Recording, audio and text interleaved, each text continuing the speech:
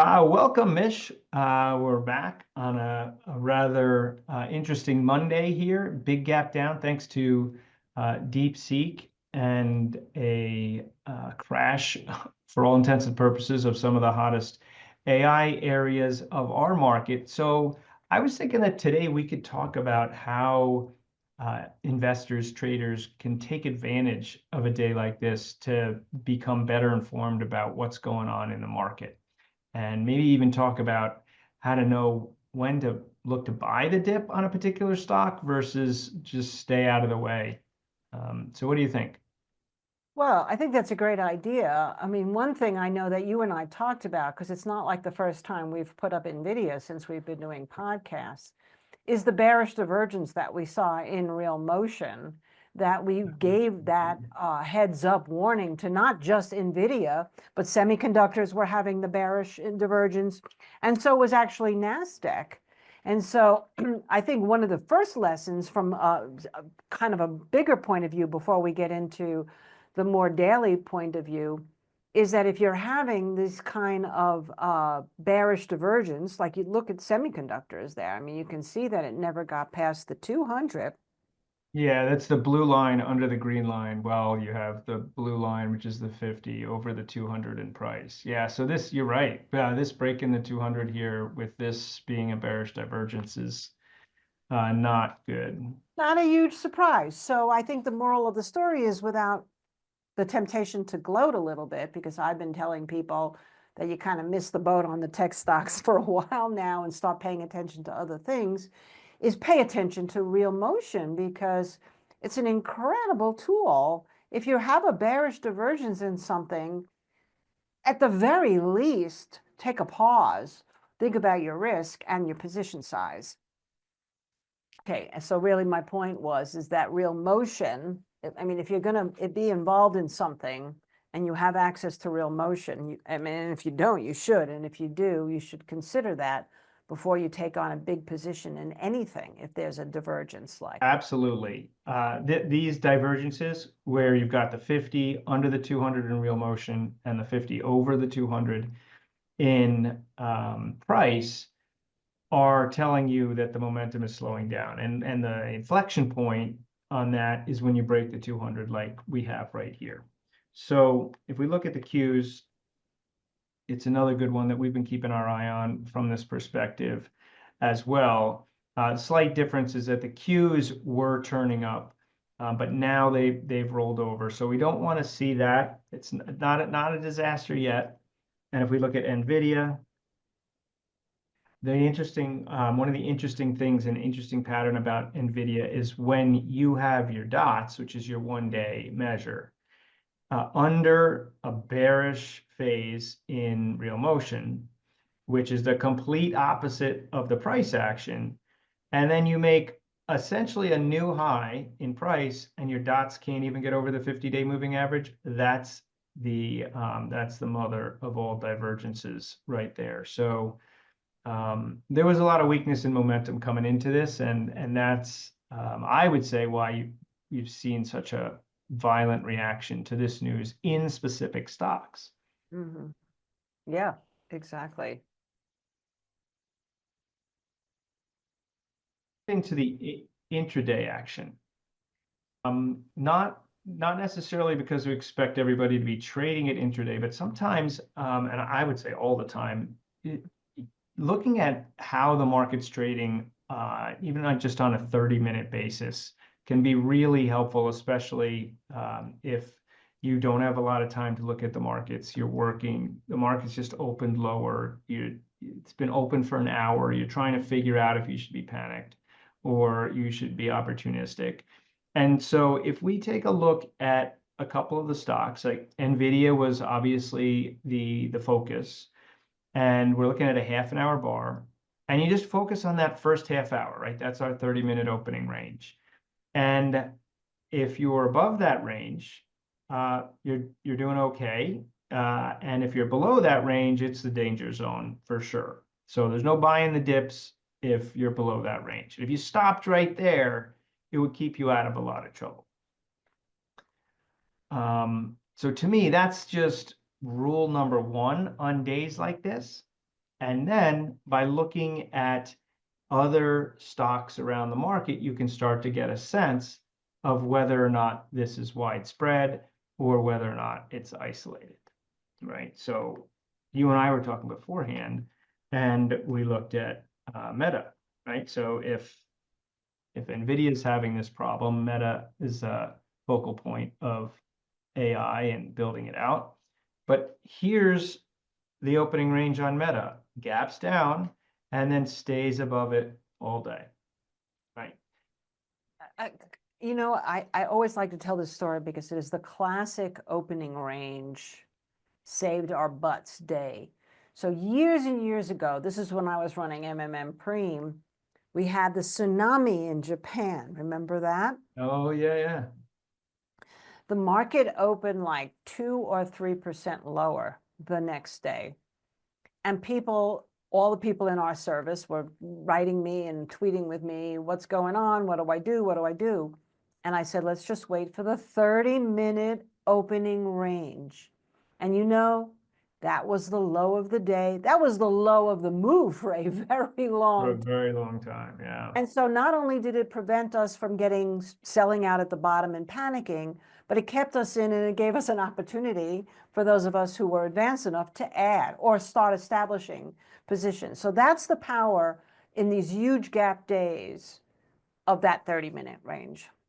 Yeah, and like I said a few minutes ago, even if you're not a day trader and you're a swing trader trying to establish what's going on in the market, if we just run through a couple stocks, so Meta, you would have, if the market was truly falling apart all around, it would look more like NVIDIA. So if you were looking at the energy space, which was hurt just as much, so Constellation, that gap down and continued to go down. If we looked at VST, another hot energy one, that gap down and just continued to go down. But if you looked at Apple, that gap down and continued to go up. I was saying earlier to you, like I wasn't expecting that from Apple, but that was one of the stocks on my screen that was green and made me start looking around. And if you looked at Amazon, Well, wait. Apple, you oh said yeah, gapped down. It actually gapped up, by the way. oh you're right, you're right. So that's You're, even more that's interesting. even more interesting for sure. Yeah. This is the high of yesterday. So this thing was trading above the high of the prior day when it broke the opening range. Great, great catch. Then finally Amazon, right? Gap down, moved up. So that's your first early read in the morning that things aren't just falling apart. Let's go to daily. And let's now use the same concept, but on a bigger picture. And this is what you can do at the end of the day, like right now, but even during the day. First thing you notice is that everything's not going down. It's time to start looking at the stocks that you're following and see who's up relative to yesterday's range. And this is how you figure out where the strength in the market is, if there isn't any. By the way, can we, though, if we're looking at it from a daily perspective, blow up that real motion a little bit so we can see whether or not this is an NVIDIA story? And clearly it's not an NVIDIA story. Look at that. Yeah, I mean, this is not a bearish divergence. It's basically no divergence. It's bullish momentum and a bullish phase. Yeah, and we don't usually talk about this probably on this segment, but this whole bearish divergence, right? So this is what we're saying you don't want to see. But the momentum goes through its own cycles, and this is a bearish momentum cycle that's been recovering, and it was recovering when this was breaking out. And when this was breaking out, this was over the 200. When this was breaking out, this was over the 200. This is sloping up. So you can see it all coming. And I like to think that when that happens, with the price action kind of going nowhere, you kind of went through your bear market that nobody really saw up here in price. So this is actually bullish to me. This whole look here, it's like a new start. So let's let's take a look at some of the stocks that would have been on your list. And then let's look at the Modern Family. How does Yeah, that let's sound? look at the Modern Family, because one of the things that my Outlook 2025 talked about is the potential for rotation. Rotation into some of the other areas of the family that have been beat up or showed signs of life at the end of the year, but have not quite done anything like we've seen in our sister semiconductors through the years. And so you're putting up IWM, which interestingly enough was the weakest of the Modern Family today, outside of semiconductors, of course. Relative to semiconductors, not that weak, but it held up considering it was an index. So I think I blame a lot of the fact that it didn't perform as well as some of the other sectors on the fact that it is an index and it is under the 50-day moving average. And it's still, by the way, in a bit of a bearish divergence. So I don't know if I'd necessarily be thinking that this is going to be the great buy of the century. But the takeaway for me is that if this held up well and starts to take out that 50-day moving average and the momentum moves up, it's possible that the Russells, which a lot of people think are going to be the big play of this year, we don't know that yet. Again, this will be price rules, narratives drool. So keep your eyes on this over really that 50-day moving average at this point, not just in price, but even in momentum. Yeah, so I brought this up because one, the Modern Family, but also this was actually the first thing I did this morning, even before the markets opened, when I saw Nasdaq was getting crushed. I looked at the Russells and saw that they weren't getting crushed at all. Like, and they're weaker, as you pointed out. They're under the 50. Like, if I would have expected, if this market was going to get really hammered, that the Russells would get totally hammered. This is the 10-day moving average. So that was the first sign for me to think, um, okay, it's not as bad as the cues look. The other thing is, this is the initial break of the calendar range. So this break over the 50 is what we should be looking for anyway, as you point out. Like, they haven't gotten going yet. Right, right. But I think the bigger point that you're making here is that why did Russell's hold up and the rest of the family? Is this the start of the great rotation? Is this the start of the move into value? And that to me is something I've been waiting for a long, long time. So yeah, maybe. Yeah, so even with the Russells looking not so great, there's parts of the Modern Family, which I know is where you're going. Where do we want to start that look pretty Well, good? let's go through, I always like to go through grandma, grandpa. So let's go XRT, Granny. XRT. So first of all, I always have to start out by saying that I was so excited about XRT last year because of that 10, 11-month consolidation that broke out right around where it's trading today. So that Yeah. was interesting to me that it looked like it was failing it last week, and today, a day when we saw that tremendous sell-off, this was actually showing some signs of life, sitting right at that breakout consolidation, still underneath the 6-month calendar range, and yet so important to the whole picture. I mean, let's face it, the consumers at this point are not running out there and buying, AI technology. They're doing it for free, whatever they can get. But we need the consumer in the economy. And so that's what your point was in the very beginning, is that the shape of the market and the shape of the economy, it was not necessarily dictated today by the sell-off in semis. So that's why I'm looking at this now saying, wow, okay, here's part of that rotation. Staples in the consumer were up today bigger than the discretionary part, but that's why we love XRT, right?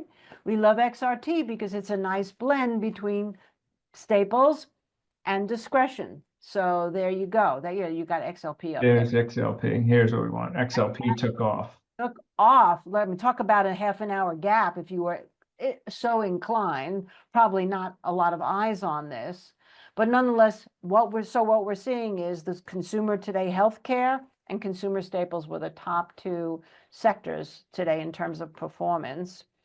And they're both members of the economic modern family, not healthcare per se, XLY, but IBB. This did much better.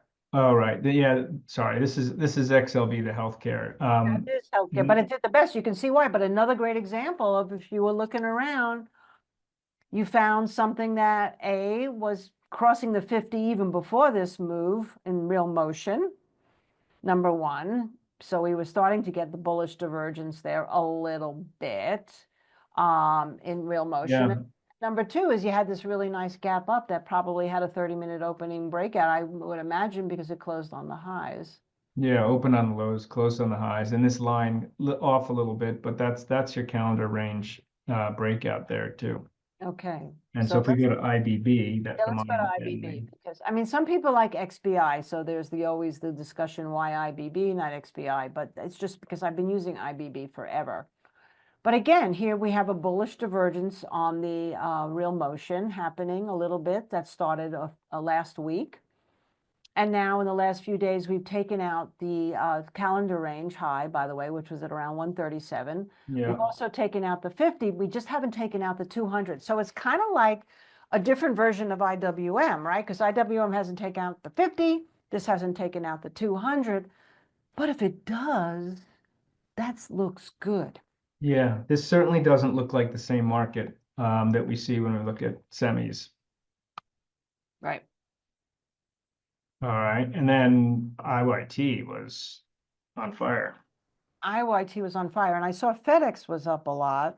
I'm not really sure why the transportation sector was so hot, but it's such a great lead indicator in the family. It has called tops and bottoms so many times. And today, basically, what it told me was, again, it started crossing the 50 on real motion, crossing the 50 on the daily chart. It crossed the calendar range last week, chopped around it a little bit. But, you know, again, you cannot have a negative viewpoint in the US economy based on Deepseek. You know what I mean? You have to look at Right. this, say, wow, okay, goods are moving here, people are moving. And I don't know if it was because of the airlines or what. I didn't do a deep dive into the sector and what's in the basket. But all I know is I don't have to. This is telling me right now that if this continues, this is another really good opportunity, particularly in that transportation sector. And generally, if transportation leads, granny follows, grandpa follows, biotech's kind of on its own fumes. So now we're looking at regional banks. Yeah, I'm really on the fence about this, but the financials after the bank thing was go really, ahead. Oh, and this, by the way, is still in a bearish momentum in that it's still under the 50 in real motion, where we're just now dancing on the 50 in price. So, you know, I don't know if this would be my first go-to sector, but for information, as long as it doesn't break down, it doesn't have to rally to me in order to have opportunities in the other areas we just talked about. And right now, it's sitting right under 64. It tried it a couple of times today. I think it's 64.25. That's the calendar range high. So again, I don't know if this would be my go-to purchase, but what it would tell me is that any concerns about the banks coming into this year, at least we can lay to rest for now. and you know, financials have been leading. So Not Regis, but XLF did pretty good today. XLF has really been the leader, but financials have been strong. And so even if it's not the strongest, I mean, XLF is really the stronger of the two. But point Big being, if you've got your tech sector getting crushed and the whole market is about to get crushed, then your leader would be getting crushed. And Exactly. across the board, that was just not happening. Right, right. So I think we started out this conversation twofold. One is when you have these big gaps, watch the opening range because it'll tell you if something is turning around like we saw in Amazon or going to continue down like we saw in NVIDIA. It's telling you things that actually did better or green right from the open should be worth looking at. And again, you can look at the opening range. And it's also telling you that the whole macro picture potentially could be changing, which a lot of people besides me have been waiting very patiently for, is opportunities for the market to broaden. We didn't want to see semis collapse so much, but we wanted to see a market broaden. So I think that brings us to the last thing we want to tell you about is that happily again, besides my economic modern family, my top 10 list, a lot of those stocks today outperformed the market, and some of them did extraordinarily well. So should we point those out? Yeah, yeah, I think this is an example of if you've got your list, then on days like today, you want to start just going through them and look for the obvious um, differences. Yeah, So and to I'm that gonna, point, the list, I have a list. Every day I take notes. I take notes on my positions. Do I want to raise the stop? Where's the profit target? How many shares am I owning? Am I planning to add or what have you? Those are in part of my notes, but also part of my notes is my running list of stocks. And then I kind of grade them with an asterisk sometimes. Sometimes I put them in a box. Sometimes I'll give them two asterisks as a hot one. So, I guess the point really is I still old fashioned write everything down. I don't put it into a Word. I have a Word doc for Symphony, but I do not have a Word doc for myself. I scribble it because then it kind of stays in my brain. So I just wanted to say that. So IBM is on my list, on my Outlook list. And it's been, obviously, I have a separate radar screen for my top 10 picks and my honorable mention picks. And I'm watching. So, I mean, this is just, it held up today. It wasn't up, but it didn't go down very much. It's still holding, obviously, right around the moving averages. It still has a little bit of work to do clearly in the momentum, but it's not too bad. I'd like to see more. And it hasn't gotten through the calendar range. So I guess I just really wanted to show you that this is something you should keep on your list as well, especially if it clears the calendar range and was a relative outperformer. And the next one we wanted to talk about was CRM, which actually had a phenomenal day today. So Salesforce has been on my list, top 10 list. Again, watch the calendar ranges. So it held, we have the low there. Today, it went through the January calendar range high, cleared the 50, cleared the 50 in momentum. I didn't get in just because, like I have learned sometimes to go for a second day. It might have an inside day tomorrow. It might keep going. But regardless, you have a pretty good risk to today's low if this sets up well. And again, tech stock that completely went the opposite way of the other Mag 7 stocks in tech. And then another one we've been talking about a lot is Rivian. So let's take a look at that. So Rivian wasn't, it's not the most exciting stock on the planet for sure. But again, it held up a lot better than the rest of the market. It actually opened up much higher. And then using that 30-minute opening range, it never had a 30-minute opening range breakout.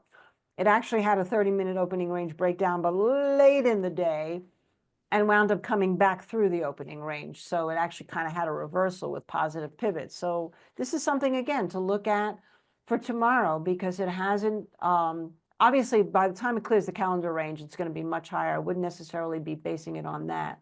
But if we can clear back over that 10-day moving average, like Geoff likes to look at, especially if we yeah, and you get an opportunity to look at the OR, this would be one I'd keep my eye on as well. yeah, it'll actually be an interesting, I didn't think about that. It'll be an interesting reversal of calendar range reversal if you come back through that low, close over the 10, put those two together. Remember, we've got a big divergence here, bullish divergence going on. So, and look to our point, this thing didn't even trade below yesterday's low. The Right. markets went screaming below their prior day's low. So this is great relative performance. Everything doesn't have to be up on a big down day to be telling. Right. So do we have We have AbbVie. one more to trade to look at? Yeah, AbbVie. AbbVie. Oh, right. How could I forget about AbbVie? So, not only is AbbVie on my list, but when I did my money show thing, I mentioned two stocks were my top picks, Rivian and AbbVie. And sometimes I realize that I stick my neck out and talk about things that aren't very popular at the time. That's why I'm feeling kind of redeemed today, because now this is really starting to look like a bottom to me. I'm loving this chart. We cleared the 50. We haven't cleared the calendar range high yet. So, and if you look at the weekly chart, by the way, there's a convergence of the exponential moving averages in the 50-week moving average. So, is that the weekly chart? This is now the weekly, yeah. So, we're in a zone. You can see there we're in a zone. But let's just go back to the daily chart for a second, because I think that's really what we're going to play off of here. To me, if this thing really holds up, like after this gap up, right? Exactly the opposite of the rest of the market. Whether it digests this move and gets a second day confirmation over the 50, or gaps up tomorrow, this is one. I think my number was like a close over 177 is a starter position. It got up over 177 today. The high was 177.45, but it didn't close that high. So we're giving it another day. Yeah, makes sense. Mm-hmm. Makes sense. I mean, big day in the markets, and you don't know how it's going to follow through the next day. Right, right. And patience has been my friend for quite some time. I think we should just show one more and then Sure. I can wrap it. And that's SSYS. I like to follow through on my picks because, it's good. It's good to see the progression of a trade or no trade. Okay, full disclosure, I happen to own this. So does the fund. It had an inside day today, which I thought was extraordinary. The calendar range high, I know these things by heart, 973.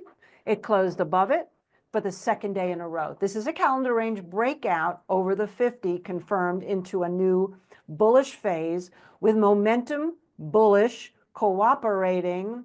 So if you like the inside day rule, then you would probably want to look at it over to, yes, Friday's high as the buy. I think it's like 10 or something like that was Friday's high. And if it gaps up, this would be another one that I wouldn't be so afraid of because you have a good risk parameter to under Friday's low, I would say. Great point. When I'm teaching slingshots actually, and inside day is one of the patterns. I always say the best time to look for bullish inside days are on days where the market closes substantially lower than the low of the prior day, because then you have good relative performance in that inside day.